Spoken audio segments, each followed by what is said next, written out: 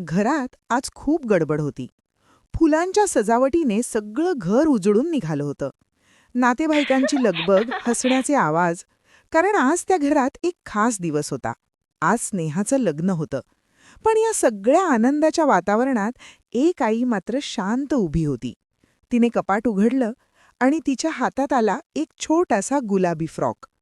तो फ्रॉक पाहताच तिच्या डोळ्यांसमोर भूतकाळ जिवंत झाला. तीच स्नेहा, जी कधी लहान पावलांनी चालायला शिकत होती, पडली की रडत रडत आईकडे धावत यायची.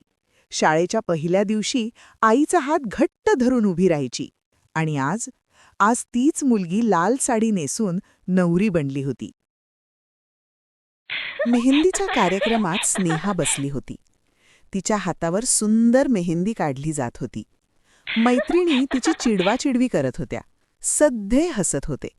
पण स्नेहाची नजर वारंवार तिच्या आईकडे जात होती.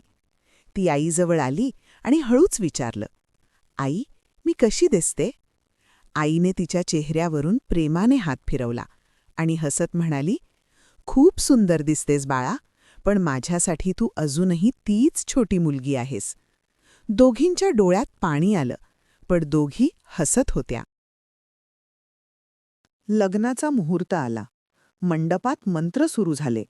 अग्निसाक्षी स्नेहा आणि तिचा जोडीदार 7 फेरे घेत होते. आई बाजूला उभी राहून शांतपणे देवाकडे पाहत होती. तिच्या मनात एकच प्रार्थना होती, "देवा, माझ्या मुलीचं आयुष्य आनंदाने भरून टाक." कन्यादानाचा क्षण आला. आईवडिलांनी स्नेहाचा हात तिच्या नवऱ्याच्या हातात दिला. आईचे हात थरथरत होते आणि डोळ्यातून अश्रू हळूच गालावर ओघळत होते. आता विदाईची वेळ आली होती. सगळीकडे शांतता पसरली. स्नेहा आईच्या गळ्यात पडली आणि रडत म्हणाली, "आई, कधी रागावले असेन तर माफ कर."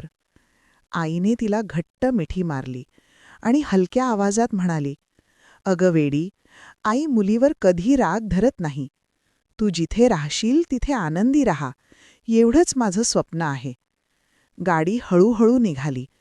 स्नेहा वारंवार मागे वळून आईकडे पाहत होती. आई हात हलवत उभी होती, पण तिचं मन मात्र मुलीसोबतच निघून गेलं होतं. घर आता शांत झालं होतं. आई हळूच स्नेहाच्या खोलीत आली. तिने उशाला मिठी मारली आणि डोळ्यांतून अश्रू वाहू लागले. तेवढ्यात फोन वाजला. फोनवरून स्नेहाचा आवाज आला, "आई, मी पोहोचले. तू काळजी करू नकोस." हे ऐकताच आईच्या चेहऱ्यावर पुन्हा एक हलकं हसू आलं.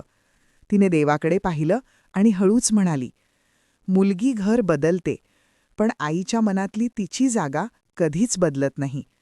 मुलगी कितीही मोठी झाली तरी आईसाठी ती कायम तिचीच लाडकी असते."